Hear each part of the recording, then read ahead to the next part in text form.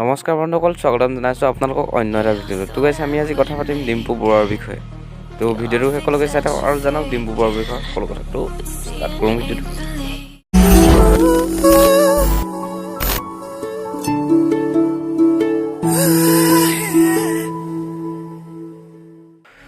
তো গাইছ ডিম্পুবৰুৱা হৈছে অসমৰ এজন জনপ্ৰিয় ইউটিউবাৰ। তেওঁৰ জন্ম হৈছিল 6 আগষ্ট 1995 চনত। ডিম্পুবৰুৱাৰ ঘৰ নলবাৰী জিলাত।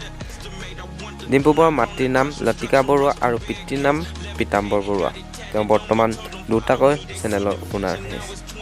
ফাৰ্ষ্ট চেনেলটো তেওঁ নিজৰ নামেৰে খুলিছে, তাত তেওঁ টেকনিকেল টাইপৰ ভিডিঅ' আপলোড কৰে, আৰু ছেকেণ্ড চেনেলটোৰ নাম হৈছে ডিম্পুজ ব্লগ, আৰু তেওঁ তাত ব্লগ ভিডিঅ' আপলোড কৰে। আৰু তেওঁৰ দুটা চেনেলতে প্ৰায় 5 লাখৰো অধিক ছাবস্ক্ৰাইবাৰ আছে।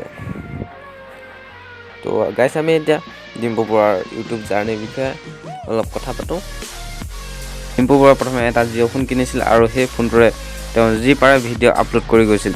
তেওঁ এদিন নলবাৰীৰ ফেমাছ ব্ৰিটিছৰ দিনতে স্থাপন হোৱা এখন স্কুলৰ বিষয়ে এটা ভিডিঅ' বনাইছিল। সেই ভিডিঅ'টো বৰ দুখ লগা আছিল, আৰু সেই ভিডিঅ'টো এবাৰ চাওকচোন আপোনালোকেও। নমস্কাৰ, মোৰ খুৰা খুৰী, পেহা পেহী, মামা মামী, আটা আবু, ভণ্টি, তিৰি চলি নহয়, অলপ বেছি বিকাল। তো সকলোকে মই নিমন্ত্ৰণ জনাইছোঁ মোৰ এইটো চেনেললৈ। আজি না মই নলবাৰীত এটা এনেকুৱা জেগাত যাম, যি জেগা দেখি প্ৰথমবাৰৰ কাৰণে মোৰ চেনেলত তহঁতে কান্দি বিশ্বাস কৰ, আজি কান্দি। তো চবেই জানে চৰকাৰী স্কুলৰ বৰ্তমান অৱস্থা কি, আৰু আজি মই তোমাক এখন নলবাৰীৰ চবচে ফেমাছ চৰকাৰী স্কুলক লৈ যাম, য'ত যিটো দেখি তহঁতে সঁচাকৈ কান্দি, যিখন স্কুলৰ অৱস্থা বৰ্তমান একদমেই বেয়া। তো ব'ল দুখ লাগে, মই কান্দি কান্দি ভিডিঅ'টো কৰিছোঁ, তথাপিও ব'ল কোৱা। এখন হৈছে ৱৰ্ল্ড ফেমাছ বুলি ক'ব পাৰি, বা নলবাৰীৰ ফেমাছ চবেই জানে গৰ্ডন স্কুল। এখন ইংৰাজৰ দিনতে স্থাপন হৈছিল। আপোনালোকে গৰ্ডন বেষ্ট স্কুল, পুৰা একদম হাই ক্লাছ স্কুল আছিল সেই সময়ত। এই সময়তো হাই ক্লাছ বুলিয়ে ক'ব লাগিব, কিন্তু কি হাই ক্লাছ দেখুৱাম মই। প্ৰথমতে চন চাওঁ আমি কিমান চনত স্থাপন হৈছিল এখন স্কুল। এখন স্কুল মই নজন্মতে, মোৰ দেউতা নজন্মতে, মোৰ আটা নজন্মতে, তোহাৰ ঘৰৰ কোনোৱে নজন্মতে স্থাপন হৈছিল 1887 চনত। তেতিয়াৰ দিনত এখনত চিট পোৱা মানে প্ৰায় ভাৰতৰ মুখ্যমন্ত্ৰী বা অসমৰ প্ৰধানমন্ত্ৰী পদত চিট পোৱাৰ কথা আছিল। কিন্তু বৰ্তমান স্কুলখন চাওক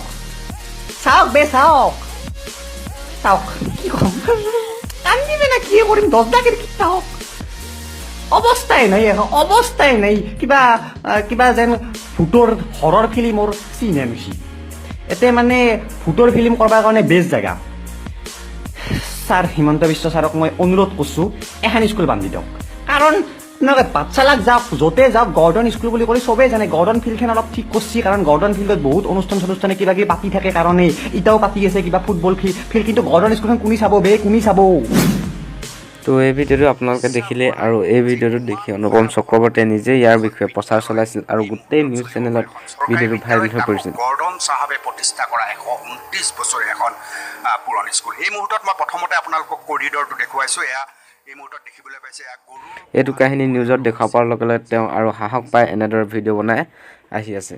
চ' এইটোৱে আছিল ডিম্পুবৰুৱাৰ ইউটিউব জাৰ্ণি। এনেদৰে তেওঁ ভিডিঅ' বনাবলৈ ষ্টাৰ্ট কৰিছিল।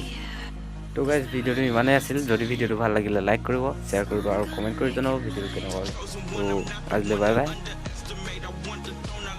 Construction rush to barricades, levitate, got it tatted on me, told them follow me, they see the vision, now it's 2020, clear as Tahoe Lexus.